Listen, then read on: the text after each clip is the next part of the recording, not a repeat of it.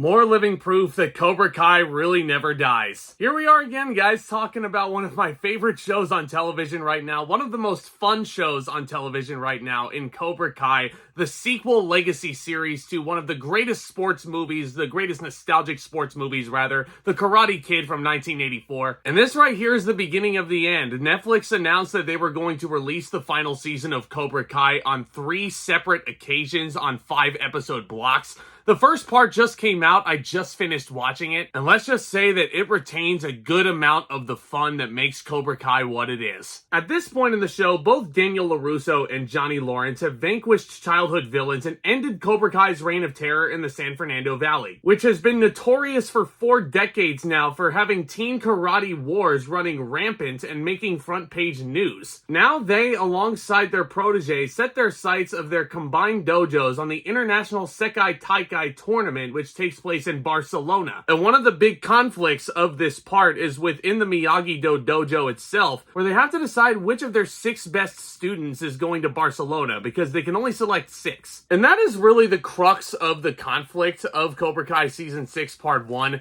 It's not really all that consequential in the grand scheme of things.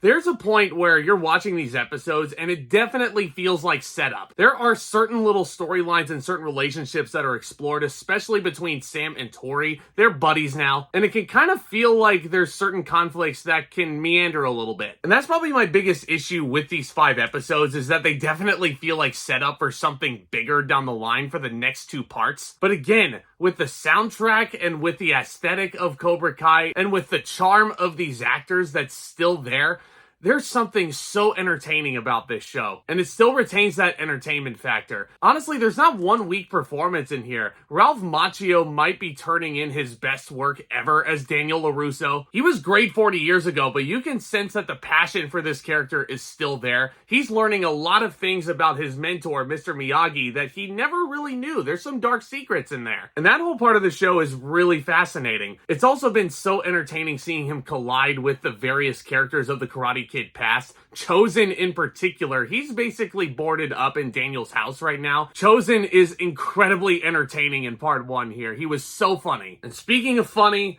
oh boy, William Zabka, like, I'm sure this guy's gonna miss making these episodes. Cobra Kai really brought William Zabka back out into the limelight where he belongs. Because Johnny Lawrence is honestly one of the most underrated tragic heroes in a sense that is disguised as a villain, probably of all cinematic history. This guy is so compelling. And yes, in the Miyagi-Do domain, he is going back to his old Cobra Kai ways. Him yelling, "Quiet!" at his students and all that jazz. It's so much fun to watch him, and so much fun to watch him and Daniel LaRusso going at it. But at this point, they formed an alliance, and they've come to an understanding with one another. Johnny also has gotten Miguel's mother knocked up, so he's expecting a young girl on the way. So you have that added element of Johnny Lawrence coming to grips of actually being a proper father figure, not like he was to Robbie. And that whole storyline, again, I found incredibly entertaining, because Johnny has to go and basically find a larger house. He gets into it with real estate agents, which is really freaking hilarious. And he also somehow snags a 9-to-5 job working for Daniel at the car dealership, which again leads to some super entertaining sequences. Like, to me, the nostalgic characters really delivered here.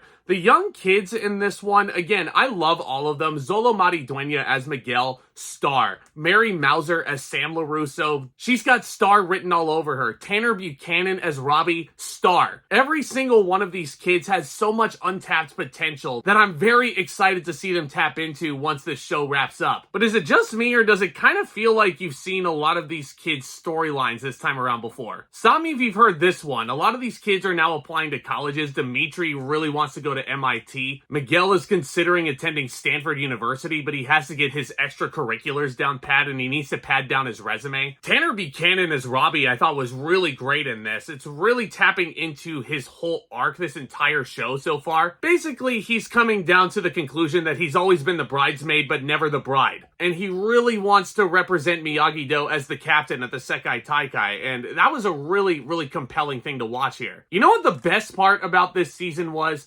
Payton List as Tori. Her performance here was so damn great. And again, I don't want to get into any spoilers about the emotional trajectory of this character and what she has going on, but oh my god, once you get down to the last episode or so, you feel for her, man. You want to talk about untapped star potential. Payton List has got it. And I'm not gonna get into how this season wraps up and how the Cobra Kai villains actually come back into the fold. Martin Kove as John Kreese does make some appearances in Season 6, Part 1, but very minimal. It's almost like you're watching Sorcerer's Stone and you know the presence of Voldemort still lingers there, but you don't really see him. And again, I think it's really fascinating how they presented Kreese in this part. So overall, even though I don't really think the storylines match up to the quality of preceding Cobra Kai seasons, the entertainment factor is still there. The karate this time around looks absolutely spectacular. Like, I need to do some more research. I don't know if these kids did their own stunts or if they have stunt performers coming in, but man, this karate looks awesome. The flips that they do is, yeah, it's so impressive. It's so awesome. And yes, this does have a part 1 in the subtitle, so of course the finale is going to end on the cliffhanger. You have to wait for part 2, but it makes you want to come back and see what happens next. I think final verdict would be this. I mean, even though this is one of the weaker installments of Cobra Kai in my opinion, I still loved it, and I can't wait to see where this finale ends up going. I'm gonna give Cobra Kai Season 6 Part 1 an A-.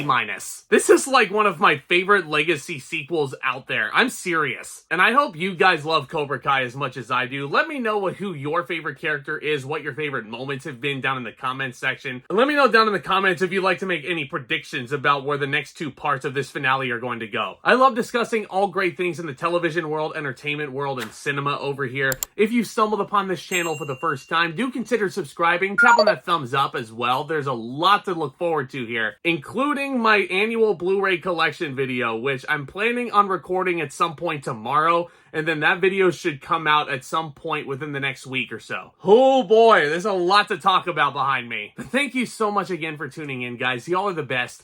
And with all that being said, Back Talk, commence.